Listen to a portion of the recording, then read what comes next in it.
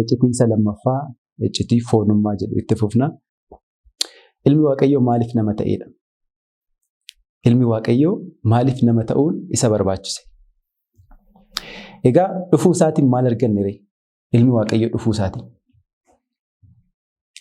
Iccitii kanaan kiristaana taane jechuudha. Cuuphamuun dhimma Waaqayyoo arguu, dhimma mootummaa Waaqayyoo arguu fi arguu dhabuuti. Waaqayyoo irraa dhaladheeraan erga isarraa dhaladhee akkamittan jiraachaa jira? Kiristoos ilmi Waaqayyoo nu keessa kan jiraatu, nutis isa waliin kan jiraannu, amantaan sababni jiraachuu amantaa tokkoffaan isaa maaliin? Du'aa ka'umsi waan jiruuf.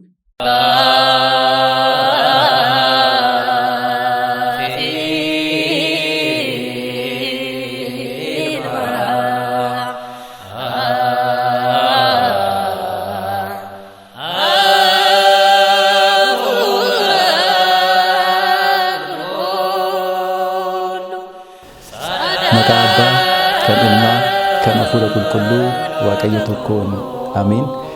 Jaalatamtoota maatii Waaqayyoo, ijoollee waadaa kan durbee Maariyaam, bakka jirtanitti sagalee kana kan dhageessan, viidiyoo kana kan ilaaltan, nageenya Waaqayyoo inni waaraan, inni nageenya addunyaatirraa adda ta'e, inni boqonnaa namaaf kennu bakka jirtanitti sa'aatii kana dhageessanitti yeroo hundumayyuu isiniif haa ta'u. Waaqayyo gooftaan keenya ka cubbuu keenyaa utuu hin ta'in akka arjummaa isaatti eegee sa'aatii kana waan nu ga'eef maqaan isaa bara hanga baraatti kan galatameef haa ta'u. Egaa akkuma yaadattan yeroo darbee barumsa hafuurummaa ortodoksawaa jedhu waliin jalqabnee turre, kutaawwan 1 fi 2 kana dura barannee turre. Guyyaa har'aa immoo kutaa sadaffaa isaa itti fufnaa. Waaqayyo gooftaan keenya nu gidduutti argame akka nu barsiifatu, akka nu gorfatu fedhaa fi jaalala isaa nuuf haa ta'u. Egaa walii yaadachiisuudhaa fi kutaalee darbanitti hafuurummaa ortodoksawaan maali? Hiikni isaa akkamitti hiikama? Maal jechuudha kan jedhurraa jalqabe. Hafuurummaa ortodoksawaadhaaf bu'uura kan ta'u maalinni hafuurummaa ortodoksawaan maalirratti ijaarama? Akkamitti jalqabama waan jedhu iccitii utubaa amantaa 5 jalqabnee turre. Kutaa keenya lammaffaa keessatti iccitii sadummaa yookaan iccitii Sillaasee amma danda'amaa ta'e tokko ilaallee turre jechuudha. Har'a immoo iccitii isa lammaffaa iccitii foonummaa jedhu itti fufna. Waaqayyo gooftaan keenya ammas nu gidduutti argame kan nu barsiifatu, akka nu gorfatu fedhaa fi jaalala isaa nuuf haa ta'u. Egaa namni tokko hafuurummaa ortodoksawaa nan jiraadha, Waaqayyo wajjin nan jiraadha, isa nan fakkaadha jedhee gaafa ka'u, manni kiristaanaa keenya maalirraa eegaluu qaba jettee gaafa barsiistu iccitii utubaa amantaa 5 irraa ka'uu qabaa jennee barumsa keenya jalqabnee turre. Itti aansinee iccitii sadummaa tokkoon Waaqayyo maaliidhaan sadummaa qaba, maaliin immoo tokko ta'a waan jedhu waan muraasa tokkoon isaatiin ilaallee turre. Iccitiin lammaffaan kun immoo iccitii foonummaa jedhama. Iccitii foonummaa yookiin afaan Gi'iziitiin mistira siggaawwee isa jennu san jechuudha. Iccitiin foonummaa kuni yookiin iccitii nama ta'uu jedhamee si waamama. Iccitiin kuni namni jireenya hafuurawaa jiraachuuf hawwu tokko galma barbaade san gahuuf Waaqayyoon fakkaachuudhaaf iccitiiwwan beekuu qabu keessaa isa tokkoo fi inni guddaan iccitii foonummaa kana jechuudha. Namni hafuurawaan tokko waa'ee foonummaa gooftaa keenya Iyesuus Kiristoos, waa'ee nama ta'uu ilma Waaqayyoo jabeessee beekuu fi jabeessee amanuu qaba jechuudha namni tokko, namni hafuurawaa. Iccitiin kun iccitiin foonummaa yookiin iccitiin nama ta'uu ilma Waaqayyoo iccitii fayyinni keenya itti raawwatamedha. Iccitii fayyinni dhala namaa itti raawwatamedha. Barumsa kanaan namni hafuurumaan tokko yookiin namni jireenya hafuurummaa jiraachuuf barbaadu tokko maal hubachuu qaba kan jedhu wantoota ijoo kaasuu ni qabna jechuudha. Inni tokkoffaan ilmi Waaqayyoo maaliif nama ta'edha? Ilmi Waaqayyoo maaliif nama ta'uun isa barbaachise? Maaliif samiirraa bu'uun isa barbaachise? Maaliif foon uffachuun isa barbaachise? Maaliif lafarra deddeebuun isa barbaachise? Kan jedhu namni hafuurawaan tokko jabeessee beekuu qaba jechuudha. Gabaabumatti ilmi Waaqayyoo maaliif nama ta'e gaafa jennu, ilmi Waaqayyoo nama kan ta'e nama fayyisuufi. Ilmi Waaqa Abbaa jechi qaama qabu gooftaan keenya waaqni ilmaa nama kan ta'e foon namaa kan uffate durbee maariyaam irraa kan dhalate lafarra kan deddeebi'e ancufa xuraawaa yihudootaa kan danda'e iddoodhaa iddootti kan ari'atame kan fannifame maaliif gaafa jenne ilma namaa fayyisuuf fayyina ilma namaa raawwachuuf jechuudha. Inni kun egaa maalirraa ka'a gaafa jennu ilmi namaa seera waaqayyoo diiguudhaan ajaja isaa kabajuu dadhabuudhaan du'aa fi abaarsa ofirratti fidee ture. Waaqayyo gooftaan keenya ilma namaa erga uumee booda akkuma yaadattan jireenya boqonnaa qabu akka jiraatuuf gara gannataa isa galchee ture. Waaqayyo gannata karaa bahaa edanitti gannata ijaaree gannata uumee ilma namaas achi keessa kaayee jedhamee jira kitaabni qulqulluun. Gaafa garuu nama gannata keessa kaa'u ajaja tokko kenneefii ture.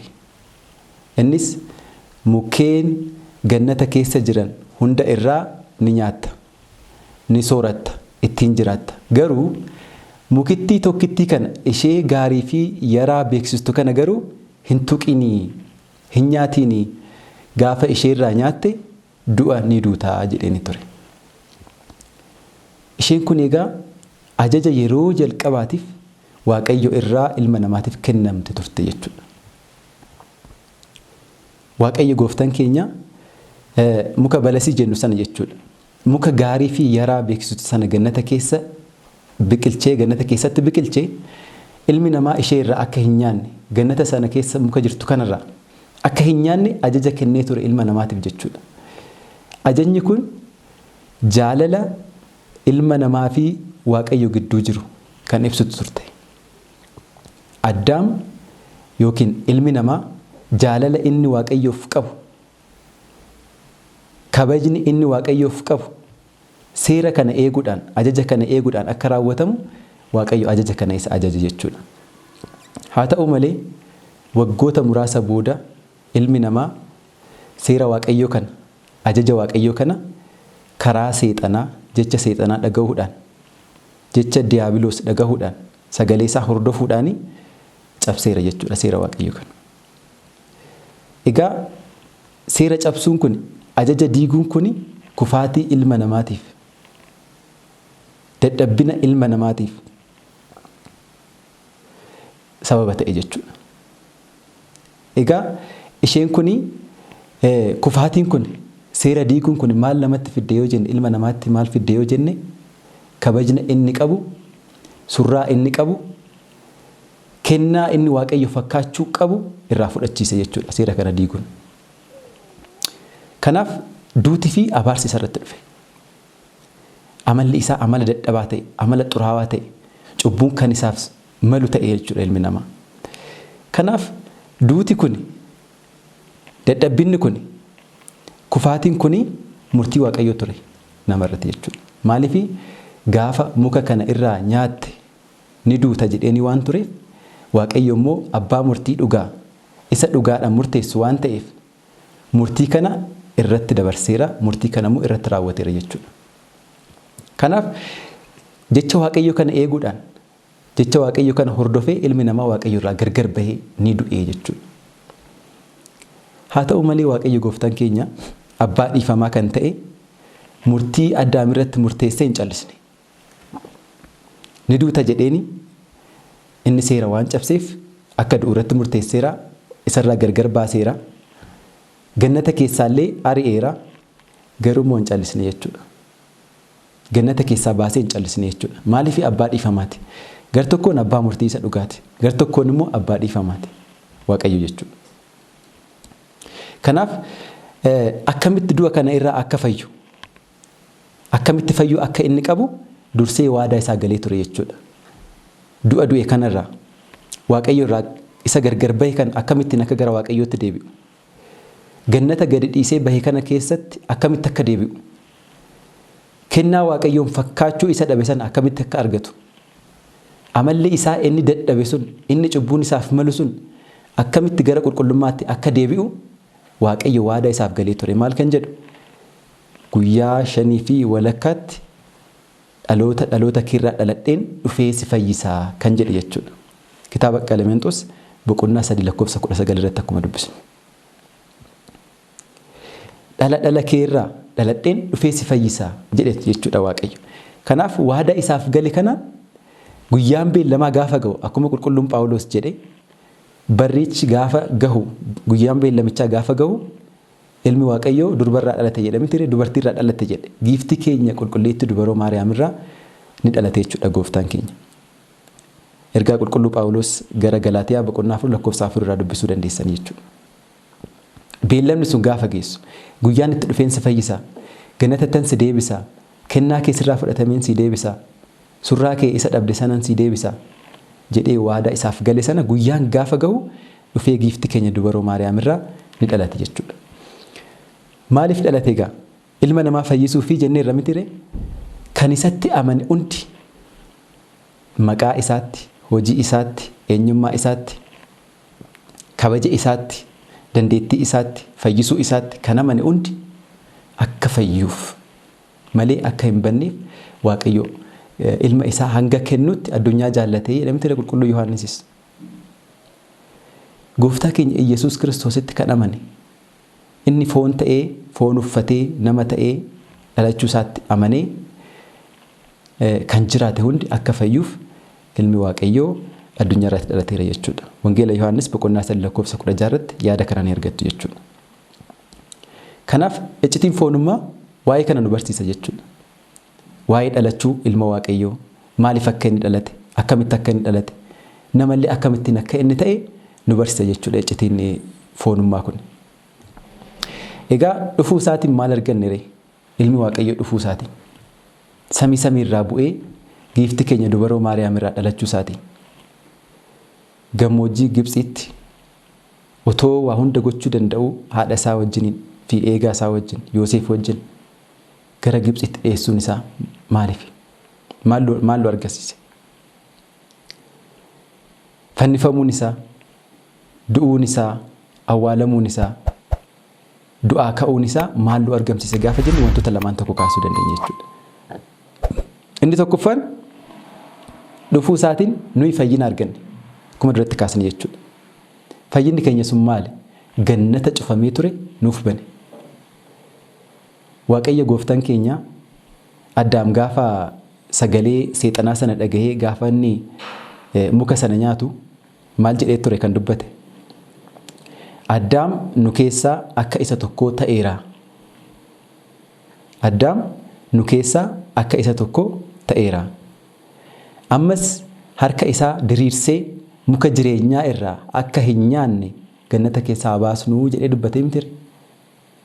Sana booda gannata keessaa baasee gannata cufe. Ergamaa Waaqayyootiin eegsise. Ergamaa Waaqayyoo albee qabachiisee seefii qabachiisee eegsisee miti. Cufamtee turte jechuudha gannata. Guyyaa sana irraa jalqabee amma gooftaan keenya Iyesuus Kiristoos gannata nuuf banu sanatti ilmi namaa gannata galuu hin dandeenye. Gannata galuu hin dandeenye. Qulqullummaan lubootaa, qulqullummaan abbootaa, qulqullummaan raajotaa gannata kana banuu hin dandeenye jechuudha. Gooftaan keenya Iyesuus Kiristoos dhufuu isaatiin garuu gannata cufamee ture nuu bane jechuudha. Inni kan biraa fayyine gaafa jennu kennaa keenya nuuf deebise. Kennaa Waaqayyoon fakkaachuu. Nuti akka bifaa fi fakkeenya Waaqayyootti uumamnee turre garuu kennaa keenya kana cubbuudhaan balleessinee turre. Waaqayyo irraa gargar baanee turre. Isa fakkaachuu nuuf hin danda'amu ture. Kennaan sun nurraa fudhatamee ture. Kennaa kana kan nuuf deebise gooftaa keenya Iyesuus Kiristoosidha. Kennaa Waaqayyoon fakkaachuu, kennaa isa waliin jiraachuu kana nuuf deebise. Carraa fayyuu lammata dhufee nuu bane jechuudha. Cubbuu isa duriirraa erga nu dhiqee booda gara fuulduraatti immoo isa wajjin hin jiraannee akka fayyinu gannata akka galluuf ilmi Waaqayyoo dhufee nu fayyisee jechuudha. Lammaffaa irratti maal arganne dhufuu isaatiin gaafa jennu fakkeenya nuuf ta'e. Akkamittiin jiraachuu akka qabnu. Addunyaarra akkamittiin deddeebi'uu akka qabnu. Jireenya hafuurummaa akkamittiin jiraachuu akka qabnu. Namoota wajjin akkamittiin jiraachuu akka dandeenyu. Iccitiiwwan illee akkamittiin akka raawwannu ofii isaatii cuuphamaa nuun jedhee. Diina keessan jaalladhaa jedhee seerota nuuf kennee deema. Akkamittiin akka jiraannu nutti argisiisa jechuudha. Jireenya kadhannaallee inni guyyaa barsiisaa oolee galgala immoo kadhannaa irra bulaa mitiire. Kuni akkamitti jiraachuu akka qabnu nutti hime jechuudha. Fakkeenya nuuf ta'e dhufuu isaatiin. Egaa ilmi Waaqayyoo kuni inni fayyina nuuf kenne kuni akkamitti nama ta'e gaafa jennu jecha qaama qabu kan ta'e Waaqayyo kan ta'e ilma Waaqayyoo kan ta'e gooftaan keenya nama kan ta'e foon uffachuudhaan jechuudha. Wangeela Yohaannis boqonnaa 1 lakkoofsa 1 irraa kaanee hanga 14tti gaafa dubbisnu waan kana ni arganna jechuudha. Akkamittiin akka inni nama ta'e, akkamittiin akka inni nu fayyise ni arganna jechuudha. Haa ta'u malee inni foon waan uffateef nama waan ta'eef waaqummaa irraa gara foonummaatti hin jijjiiramne. Foon waliin tokko ta'e malee jechuudha. Waaqummaa irraa gara foonummaatti hin jijjiiramne. Amala waaqummaa fi qaama waaqummaa kan qabu inni ilmi Waaqayyoo amalaa fi qaama foonii qabeenya isaa godhatee nama ta'e jechuudha. Inni hin daangofne fooniin gadaamessa durba waggaa 15 keessatti murtaa'e. Inni barrisaaf hin lakkaawwamne fooniin barrisaaf lakkaa'ame. Inni beela fi dheebuu hin qabne fooniin ni beela'e ni dheebotes. Inni hin duune fooniin ni du'e ilmi Waaqayyoo jechuudha. Haala kanaan fayyina ilma namaa kan raawwate akkaataa kanaan nama ta'uudhaan jechuudha. Barumsa kana egaa bal'ina isaa miidiyaa Sootiriyaa irratti kana dura dhiyaateera akkuma beektanii obboleessi keenya Diyaaqoon Lammeessaan barumsa iccitii foonummaa kana nuuf dhiyeesseera. Iccitii tawaahidoo barumsa ortodoksiitiin kan jedhu bal'ina isaa achirraa barachuu dandeessu jechuudha. Nuti garuu amma asirraa maal kan fudhachuu qabnu? Iccitii foonummaa kana keessaa namni hafuurawaan maal fudhata? Wantoota amma kaasne sana bal'inaan jechuudha kitaabolee irraa dubbisee barumsa baratee beekee ittiin jiraachuu qaba jechuudha. Callisee ilaaluun qabu. Ilmi Waaqayyoo nama ta'uunsaa waan salphaa miti. Waan salphaa miti. Bu'uura kiristaanummaati. Bu'uura hafuurummaati. Abbootiin keenya maal jedhu? Waaqayyoo ogummaa ittiin addunyaa uume irra ogummaa ittiin addunyaa fayyisetu caalaa jedhu mitire. Iccitiin foonummaa kun iccitii guddaadha jechuudha. Kanaaf namni hafuuraa tokko waa'ee nama ta'uu gooftaa keenya Iyesuus Kiristoos beekuun isa barbaachisaa jechuudha. Ilmi Waaqayyoo akkamittiin nama ta'e, maaliif nama ta'e, nama ta'uu isaatiin maal arganne kan jedhu sana beekee amanuun isa barbaachisaa jechuudha. Yaadonni amma tutturne kun yaadota gaggabaaboo ta'uu danda'anii garuu immoo kitaabolee irraa akkasumas barumsota biroo irraa babal'ifachuun nurraa eegamaa jechuudha. Iccitii foonummaa akkaataa kanaan erga ilaallee amma immoo iccitii isa sadaffaa haa ilaallu. Iccitii cuuphaa kan jennu jechuudha. Iccitiin Sillaasee fi iccitiin foonummaa, iccitiin sadummaa fi iccitiin foonummaa iccitiiwwan amannee fudhannuudha jennee irra mitire. Akkamitti akka ta'e amma agartaniittu iccitii sadummaa keessatti Waaqayyo akkamittiin sadi ta'e, akkamittiin tokkummaa qabaate, akkamittiin sadummaa qabaate kan jedhu baranne. Kana amannee fudhanne jechuudha. Laphee keenya banannee fudhanne jechuudha. Iccitii foonummaa keessatti ilmi Waaqayyoo maaliif nama ta'e, akkamitti nama ta'e, kan nama ta'e sun eenyudha kan jedhu barannee amannee fudhanne jechuudha. Amma immoo iccitii cuuphaatti dhufneera. Iccitii raawwatamu. Iccitii cuuphaa. Egaa iccitiin kun immoo misteera ximqeeti isa jennu san jechuudha afaan Gi'iziitiin. Egaa nuti kiristaanonni kiristaana kan taane mucummaa Waaqayyoo kan arganne karaa balbalaa nuuf ta'ee gara kiristaanummaatti kan nu seensise iccitii cuuphaa kana. Iccitii kanaan kiristaana taane jechuudha. Yeroo baay'ee cuuphaa gaafa jedhamu namni maal yaada? Isa yeroo cuuphaa yeroo ayyaanni cuuphaa kabajamu luboonni isa nu cuuphan sana yeroo dhukkubsanne mana kiristaanaa deemnee iddoo tsabalaa deemnee isa cuuphamnu sana yaada. Kan iccitii cuuphaa kana gaafa jennu garuu kiristinnaa ka'uu isa jennu sana. Kanarratti kan kaasnu jechuudha. Kiristinnaa ka'uu isa jennu isa guyyaa 40 fi guyyaa 80tti cuuphamnu sana jechuu keenya jechuudha malee kana keessatti kan kaasnu isa tsabala jennu sanii miti jechuudha. Egaa namni hafuurawaan tokko kennaa iccitii cuuphaatiin argate jabeessee eeggachuu qaba. Dhugumatti iccitii cuuphaa kanaan kennaa Waaqayyo isaaf kenne jabeessee eeggachuu qaba. Jabeessee eeggachuu qaba. kaayyoon hafuurummaa fayyina erga jenne cuuphaadhaaf xiyyeeffannoo kennuuf jecha gooftaa keenyaa yaadachuun nu barbaachisa. Gooftaan keenya Iyesuus Kiristoos barataa galgala gara isaa dhufe Niqoodimoos kan jedhamuuf akkuma wangeela Yohaannis boqonnaa 3 irratti dubbistan jechuudha. Waa'ee cuuphaa ilaalchisee akkana jedheen. Dhuguman siin jedhaa. Namni lammaffaan dhalatin mootummaa Waaqayyoo arguu hin danda'u. Argitanii? Dhuguman siin jedhaa. Namni lammaffaan dhalatin mootummaa Waaqayyoo arguu hin danda'u. Kana maaliif kaasuun barbaachise? Namni hafuurawaan tokko cuuphamuu isaatiif iddoo guddaa kennuu akka qabudha. Cuuphamuun callisamee miti. Namni cuuphamin jedhe mootummaa Waaqayyoo arguu hin danda'u. Cuuphamuun dhimma mootummaa Waaqayyoo arguu fi arguu dhabuuti. Wanta salphisnee ilaallu miti jechuudha. Cuuphaa gaafa jennu. Kanaaf gooftaan keenyas dhuguman siin jedhaa.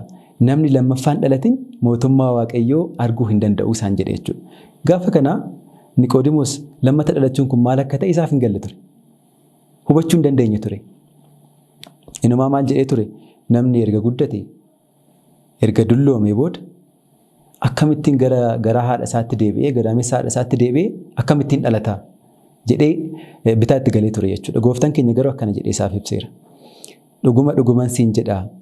Lammaffaa bishaanii fi hafuura qulqulluu irraa namni hin dhalanne gara mootummaa Waaqayyoo galuu hin danda'u. Foon irraa kan dhalate fooni, hafuura irraa kan dhalate immoo hafuura jedheera jechuudha. Wangeela qulqulluu Yohaannis boqonnaa 3 lakkoofsa 1-6. Dhuguman siin jedhaa. Lammaffaa bishaanii fi hafuura qulqulluu irraa namni hin dhalanne, namni hin cuuphamne jechuu isaati. Gara mootummaa Waaqayyoo galuu hin danda'u. Foon irraa kan dhalate foon, hafuura irraa immoo kan dhalate hafuura jedheera jechuudha. Kanaaf iccitii cuuphaa kanaan hafuura qulqulluu irraa dhalanna, Waaqayyoo irraa dhalanna jechuudha. Kanaafuu kanarraa kan hubannu fayyuudhaaf cuuphamuun dirqama akka ta'edha. Namni hafuura kana akkamitti ilaala? Kana gaafa ilaallu dhimmi cuuphaa dhimma mootummaa Waaqayyoo galuu fi dhiisuusaa erga ta'e akkamitti ilaala namni hafuurummaan kana? Sirriitti gadi fageessee beekuu fi kennaa cuuphaa kanaan argate eeggachuu qaba jechuudha. Egaa akkuma dura kaasee cuuphaan kun iccitii Waaqayyoo irraa dhalannudha. Dhaloota lammaffaa hafuuraan dhalannudha Waaqayyoo irraa jechuudha. Abbummaa Waaqayyoo kennaadhaan kan itti argannudha. Karaa iccitii kanaa Waaqayyoon maal jennee waamna? Abbaa keenya jennee waammanna jechuudha. Abbaa keenya. Waaqayyo abbaa keenya jennee itti waammannu kan dandeenyu iccitii kanarraa yoo hirmaanne jechuudha. Amma sagalee kana gaafa dhageenyu kiristaanonni cuuphamneerra guyyaa 40 fi guyyaa 80 keenyatti. Akkasumas immoo amantaa biraarraa warri dhufne barumsa mana kiristaanaa erga barannee booda cuuphamneerra. Maaltu nurraa eegamaree barumsa kana gaafa dhageenyu? Cuuphaa keenya sanaaf iddoo kennuu. Eessan jiraarra kennaa sana Waaqayyo naaf kenne. Waaqayyo irraa dhaladheeraan erga sarara dhaladhee akkamittan jiraachaa jira? Namni Waaqayyo irraa dhalate akkamitti jiraata jedhee deebisee of ilaaluu isa barbaachisaa jechuudha. Karaa biraa cuuphaan kun qulqulluun Phaawulos akkuma nutti hime cuuphamuu keenyaan Kiristoos faana du'uudhaan isa waliin kaana. Fakkeenya du'aa ka'uu Kiristoos jechuudha. Isa wajjin du'uu fakkeenya isa wajjin ka'uu cuuphaan kun jechuudha. Ergaa isaa gara warra Roomeetiitti ergee boqonnaa 6 lakkoofsa 4 irratti yaada kana ni arganne jechuudha. Kiristoos faana duunee Kiristoos faana kan ittiin kaanu kan ittiin isa fakkaannu iccitii kanaan jechuudha. Saba Waaqayyoo ilaala. Iccitiin cuuphaa iddoo akkamii akka qabu jechuudha. Akka nama hafuuraatti duuba deebinee haa yaadannu. Haa yaadannu. Kennaa akkamii Waaqayyo akka nuuf kennu karaa cuuphaa. Ilma koo, intala koo jedhee kan ittiin nu waame Waaqayyo karaa cuuphaa kanaan jechuudha. Kanaaf namni hafuurawaan kana yeroo hundaa of yaadachiisuu fi ittiin jiraachuun isa barbaachisaa jechuudha. Ijoollummaa Waaqayyo isaaf kenne sana eeggachuun isa barbaachisa jechuudha. Kanaaf iccitii kana kaasuun kan nu barbaachisa gabaabumatti jechuudha. Kanaafuu namni hafuurawaan kana yeroo hundaa of yaadachiisuu fi ittiin jiraachuutu irraa eegamaa jechuudha. Saba Waaqayyoo adaraa keessan cuuphaa keessaniif iddoo kennaa. Dhuguma isin jedha cuuphaa keessaniif iddoo kennaa. Kennaa Waaqayyo karaa cuuphaa isiniif kenne nuuf kenne sanaaf iddoo kennaa. Salphistanii ilaalina. Ilma Waaqayyoo, intala Waaqayyoo ta'uun waan salphaadhaa? Fakkeenyaaf keessattuu hawaasa keenya keessatti koo namni abbaa gaariirraa dhaladha jedhee yaadu akkamittiin akka boonu beektu miti. Waaqayyoorraa dhalachuun immoo hammam nama boonsa. Hammam nama gammachiisa. Waaqa hunda danda'urraa, Waaqa nama jaallaturraa dhalachuun, isa fakkaachuuf isarraa dhalachuun waan guddaadha jechuudha. Kanaaf iccitii cuuphaa kanaaf namni hafuuraa tokko sirriitti iddoo kennee qabachuu qaba jechuudha. Barumsa kanneen nama barachaa jiru kana gara fuulduraatti yeroo jireenya hafuurummaa keessatti waan ta'e tokkonnee gaafa ilaallu hin argitu iddoo isaatti gaafa galu jechuudha. Kana yaadachaa deemuun nu barbaachisa jechuudha. Kanaaf iccitii cuuphaa akkaataa kanaan hubachuun nu barbaachisa. Egaa barumsi kun akkuma warra kaan irratti kaase barumsa of danda'ee baratamudha. Mata dureewwan hedduun keessatti galamee barumsa baratamudha. Nuti garuu yaada muraasa jechuudha. Kanas keessaa fudhannee akkaataa saniin haa hubannu. Iccitiin inni itti aanu iccitiin afuraffaan immoo iccitii qurbaanaa kan jedhamudha. Mistira qurbaan isa jennu san jechuudha. Iccitiin kun immoo barumsi kun immoo waa'ee foonii fi dhiiga ilma Waaqayyoo kan nu barsiisudha. Waa'ee foonii fi dhiiga ilma Waaqayyoo. Iccitiin kun illee akkuma iccitii cuuphaa waan raawwatamu qaba. Waan raawwatamu qaba. Iccitii raawwatamudha jechuudha. Iccitii gochaan mul'ifamudha jechuudha.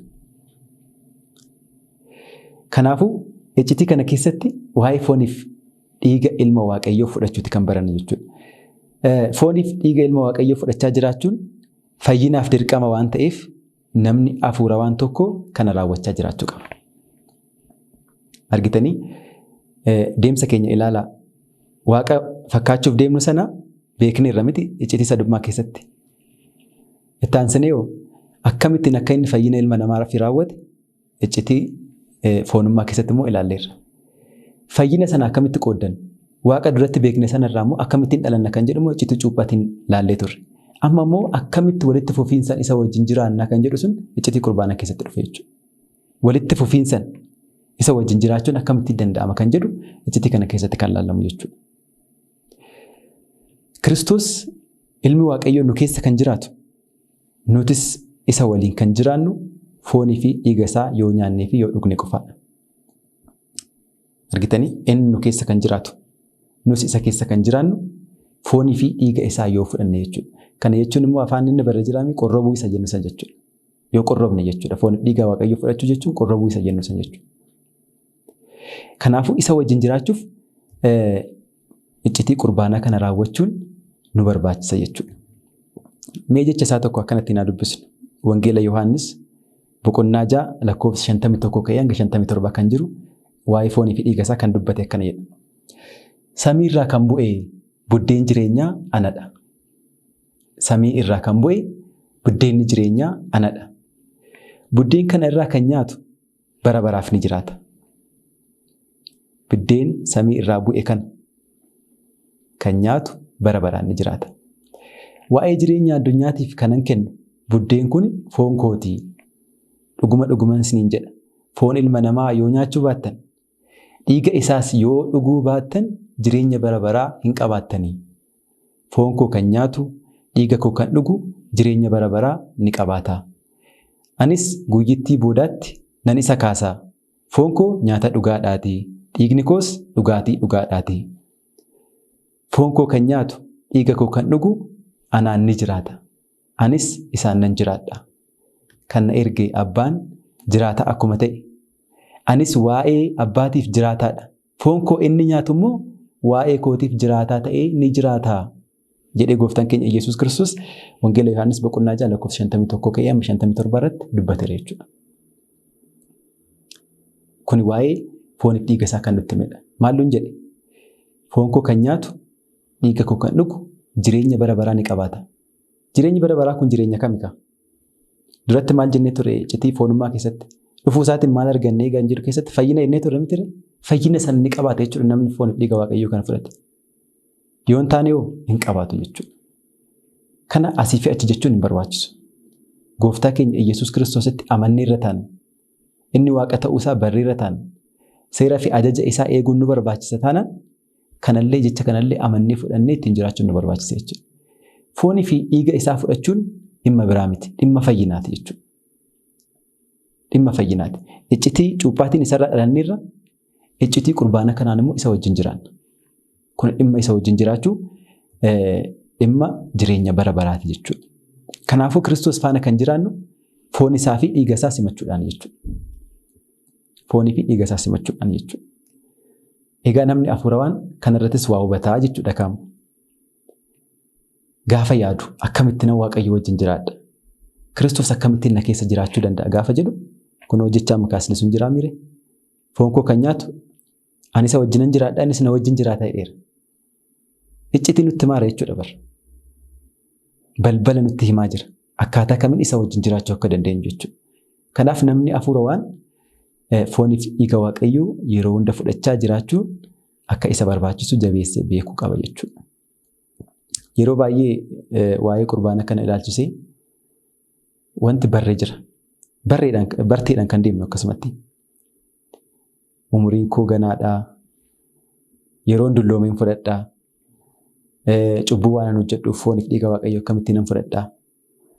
Wanti nuti baruu qabnu fooniif dhiiga Waaqayyootiif kabaja isaatiif gahuu kan danda'u namni tokkoyyuu hin jiru. Namni tokkoyyuu kabaja foonii fi dhiiga Waaqayyoo kabaja isaaf malu, uqubaa isaaf malu kan qabaatu homtuu hin jiru. Qulqullummaa akkasii kan qabaatu hin jiru. Garuu waan dandeenyu goonaa miti irratti cubbuu hojjenneef gaabbii gallee luba keenyatti himannee abbaa gaabbii keenyatti waan balleessine dubbannee umurii kamittiyyuu dargaggeessa taanee dardara taanee jaarsa taanus fooniif dhiiga Waaqayyoo umurii kamittuu fudhachuun barbaachisaadha jechuudha. Barumsa kana gaafa dhageessan callistanii darbinaa karoora baafadhaa sumaachi akkamittiin fooniif dhiiga Waaqayyoo kana fudhachuu danda'a. Maaltu na barbaachisa? Ergan fudhadhee booda of eeggannoon godhuu maali? Kan hundarra darbee immoo ilaalchani waa'ee fooniif dhiiga Waaqayyoo qabuyyuu maali kan jedhu san ilaaluun nu barbaachisa jechuudha. Kanaaf akka nama hafuuraa tokkotti sirriitti ilaaluun nu barbaachisa. Egaa boodatti kutaalee ittaananitti waan kana irra deebinee kaasuu dandeenya. Ammaaf garuu iccitii qurbaana keessaa yaadota kanneen yoo fudhanne barumsa kanaaf nu ga'a jechuudha. Barumsa kanaaf nu ga'a. Iccitiin inni dhuma bu'uura hafuurummaa ortodoksawaa keessatti iccitii amantaa utubaa amantaa shanan jenne keessaa inni dhuma iccitii du'aa ka'umsaati. Iccitii du'aa ka'umsaa yookiin iccitii ka'umsaa mistira tinsaa'ee muutaan isa jennu san jechuudha. Tinsaa'ee jechuun ka'umsa, muutaan jechuun immoo du'oota kan jennu jechuudha. Iccitiin du'aa ka'umsaa kun immoo iccitii fayyinni keenya gonkaa itti ta'udha. Waa'ee lammaffaa dhufuu gooftaa keenya Iyyasuus Kiristoos iccitii nu barsiisudha. Waa'ee du'a keessaa ka'uu ilmaan namootaa, waa'ee yeroo lammaffaaf lubbuun namaatii fi foon namaa tokko ta'uu iccitii nu barsiisudha. Iccitii du'aa ka'umsaa kun. Iccitiin kun immoo kan abdii godhannu jechuudha. Kan abdii godhannu. Kadhannaa amantaa irra jiramitti dhumarratti du'aa ka'umsaa abdii nu godhanna jireenya itti dhufu abdii nu godhanna kan jennu san jechuudha. Namni hafuurawaan tokko dhugumatti namni hafuurawaan tokko yeroo hundumayyuu dhufaatii Waaqayyoo ija isaa duraa dhabuu hin qabu. Ilmi Waaqayyoo deebi'ee akka dhufu yeroo hundumayyuu ija isaa duraa dhabuu hin qabu. Namni hafuurawaan jechuudha. Yaadachuu qaba. Yeroo hundumayyuu yaadachuu qaba. Waaqayyo lammaffaa akka dhufu. Nullee du'a keessaa akka kaanu yaadachuun dirqama ta'a jechuudha nama hafuurawaa tokko. Gooftaan keenyas du'aa ka'uu keenya nu mirkaneessuudhaaf ofii isaatti dursee warra du'an keessaa ka'ee miti du'aa akka kaanu jechuudha. Nuyi akka du'aa kaanu bara booda yeroo inni lammaffaa dhufu du'a keessaa akka nuti kaanu isa nu mirkaneessuudhaaf ofii isaatti du'a keessaa ka'eera dursee bara. Qulqulluun Phaawulos maal jedhee dubbate? Ammas Kiristoos namoota du'an hunda dursee ka'eera. Nama isa jalqabaatiin duuti dhufeeraatii nama isa lammaffaadhaan du'aa ka'umsi ta'ee jedhee tokkoffaa Qorontos yookiin ergaasaa warra Qorontos erge isa tokkoffaa boqonnaa 15 lakkoofsa 20 irratti jedhee nutti hima. Ammas Kiristoos namoota du'an hunda dursee ka'eera. Namoota du'an hunda dursee ka'eera jechuun maal jechuudha? Inni dursa nu dursee ka'eera inni. Nuti immoo iyyuu gaafa duune gaafa inni lammaffaa dhufu erga duune du'a keenya keessaa lammaffaa ni kaana jechuudha. Iccitii kanaan waa'ee kanaa baran. Asirratti wanti nuti yaaduu qabnu yeroo baay'ee namoonni waa'ee amantaa gaafa yaadan amantaan sirna jireenyaa addunyaa kanaa isaanitti fakkaata. Dhugumatti hin gowwoomu jechuudha. Akkuma kun sirna jiramiti sirna barnootaa, sirna nyaataa, sirna gaa'elaa, sirnoonni garaagaraa jiru miti namni kan ittiin jiraatu. Akka kanoo diimokiraasii akkasitti yaada ilmi namaa miti. Amantaan sababni jiraachuu amantaa tokkoffaan isaa maaliini? Du'aa ka'umsi waan jiruuf. Du'aa ka'umsi hin jiru taanaan amantaa maal fayyadame fakkeenyaaf? Kana dogoggorreera taanaan nyaatamna jechuudha. Karaarra banneerra jechuudha. Du'aa ka'umsa dagannee du'aa ka'umsa namanne taanaan hin jiru jechuudha. Fayyinni keenyayyuu kan beekamu du'aa ka'umsatti waan ta'eef jechuudha. Innaa waa'ee amantaa gaafa yaadnu du'aa ka'umsa wajjin wal qabsiisnee yaaduu qabna jechuudha. Du'aa ka'umsa wajjiniin wal qabsiisnee yaaduu qabna. Egaa iccitiin kuni waa'ee lammaffaa dhufuu Kiristoos erga ta'ee maaliif lammaffaa dhufaa waan jedhu immoo yaadota muraasa tuttuquun nu barbaachisa. Kiristoos lammata kan dhufu murtiidhaaf. Irraan deebi'aa. Kiristoos lammata kan dhufu murtiidhaaf. Duraan giifti keenya dubaroo Maariyaam irraa gaafa dhalatu. Gaafa fannifamu akkuma iccitii foonummaa keessatti tuttuquuf yaalle jechuudha. Nu fayyisuuf tureemi kan dhufe amma immoo murteessuuf dhufa. Kan isa waliin jiraatee fi ni murteessaaf. Kan isarraa adda bahetti immoo ni murteessa. Kun waan nu jiru jechuudha. Hoolota karaa mirgasaa, re'oota immoo karaa bitaasaa. Re'ootaan kan fakkeeffaman cubbamoota, hoolotaan kan fakkeeffaman qulqulloota. Warra karaa mirgasaa dhaabbatan qulqullootaan maal jedha? Gara jireenya bara baraatti deemaa jedhaan. Warra karaa bitaa dhaabbataniinoo gara badii bara baraatti, gara ibidda bara baraatti deemaa jedhaan. Murtii kanaaf jechuudha Kiristoos kan dhufu. Murtii kanaaf dhufa. Dhalli namaa hunduu teessoo isaa fuuldura gatii isaa fudhachuudhaaf ni dhaabbata. Gatii isaa fudhachuudhaaf ilmi namaa hundiyyuu hojii hojjeteef gatii isaa ni argata jechuudha. Yoom gaafa inni lammaffaa dhufu. Yaada kana eessarraa argachuu dandeenya? Ergaa qulqulluu Phaawulos gara uummata Roomee boqonnaa 14 lakkoofsa 10 irraa argachuu dandeenya. Mul'ata qulqulluu Yohaannis boqonnaa 22 lakkoofsa 12 irraa argachuu dandeenya. Ilmi namaa hojii lafa irratti hojjeteef gatii akkamii akka argatu jechuudha. Namni hafuurummaa kana maal godhee fuulduraa dhabara yeroo hundaa? Yaa ilmaan Waaqayyoo, bakka deemnutti, bakka teenyutti, bakka barannutti, bakka barsiisnutti, bakka hojjennutti, bakka hojjisiisnutti. Yeroo yaadnu, yeroo dubbannu, yeroo raawwannu kana fuulduraa dhabuu hin qabne jechuudha. Fakkeenyaaf namni amma ilaaltanitti gamoowwan baay'ee irratti kaameraa jala jirtu, hordoffii kaameraa jala jirtu kan jedhu jira miti. Namni hordoffii kaameraa jala akka jiru beeke akkamitti jiraata? Akkamitti gamoo san keessa yeroo seenu of eeggannoodhaan deema? Dogoggoreellee hattuu akka hin fakkaanne jechuudha. Hattumarree yoo ta'uu baate dogoggoreellee hattuu akka hin fakkaanne. Dogoggoree nama badiidhaaf dhufee akka hin fakkaanne of eegee deema jechuudha. Maaliif? Hordoffii kaameraa jala waan jiruuf. Nu yoo kiristaanni maal jala jira? Uummanni dhala namaa kamiyyuu maal jala jira? Hordoffii Waaqayyoo jala jira yeroo hundayyuu. Kan fuuldura dhabuu qabu jechuudha ilmi namaa. Maaliif mana kiristaanaa keessatti yeroo baay'ee namoonni jireenya hafuurummaa dhiisanii waan biraa keessa kan seenan? Waltajjii Waaqayyoo dhaabbatanii waan biraa kan lallaban. Otoo afaan hin haasa'anuu jiraachuu kan dadhaban. Maaliif? Du'aa ka'umsa hin dagatu ka. Waaqayyo waan isaan raawwatan sanaaf akka inni gatii isaanii kennu hin dagatu. Isaan fuulduraa bada jechuudha. Seexanni illee nu fuulduraa balleessa. Isa kana namni hafuura waan tokko jabeessee itti yaaduu qaba jechuudha. Waa'ee du'aa ka'umsa gooftaa keenya Yesuus Kiristoos. Jireenyi nuti addunyaa kanarratti jiraannu jireenya gabaabduudha. Qulqulluun Phaawulos jedheera miti biyyi keenya eessa? Biyyi keenya ishee samiirra jirtu jedheera barra. Inuma dhageenya jecha kana. Garuu nu yoo akka waan addunyaa kanarra bara baraaf jiraannutti jireenyi keenya kan jiraannu. Waa'ee hafuurummaa keenya akka duubatti hafummaatti lakkoofnu. Maaliif nuti kan waan ittiin madaallu waan biraa waan ta'eef qabeenya addunyaa qabaachuudhaan madaalla, beekamtii qabaachuudhaan of madaalla, beekumsa qabnuun of madaalla. Waa'ee jireenya hafuurummaa hin daganna jechuudha. Hin daganna. Kanaaf isa kana yeroo hundayyuu yaaduun nu barbaachisa jechuudha. Namni hafuuraan kana hin dagatu. Kana tasumaan dagatu namni hafuuraan. Kana dagannee irra taanaan bakka wanti hundayyuu nu alaafeera jechuudha. Maaliif dhuma kan argatu jireenyi keenya dhuma kan argatu lammaffaa isaatiin miti ture. Lammaffaa yeroo inni dhufu jireenyi keenya dhuma argata. Isa wajjin bara baraan kan jiran ergamoota kan fakkaannu yeroo san miti ture. Inumayyuu yoo yaadattan ta'e warri saduuqota jedhaman warri du'aa ka'umsa namanne sun gooftaa keenya qoruudhaaf waan ta'e itti kaasanii ture yoo yaadattan ta'e. Maal jedhaniin namoonni wayii nu bira turanii obboleessi inni jalqabaa haadha manaa fuudhee.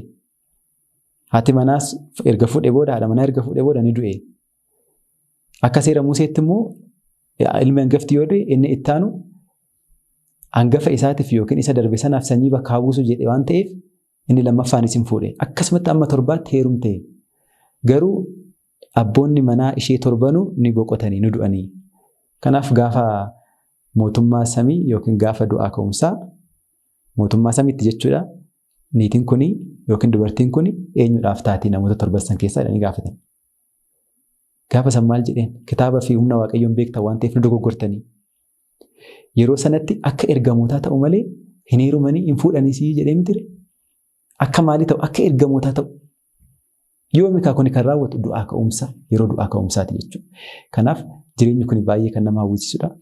Waaqayyo gooftaan keenya hunduma keenyaafuu jireenya akkasii kana akka nurraa hambisneefidhaa fi jaalala isaa nuuf haa ta'u.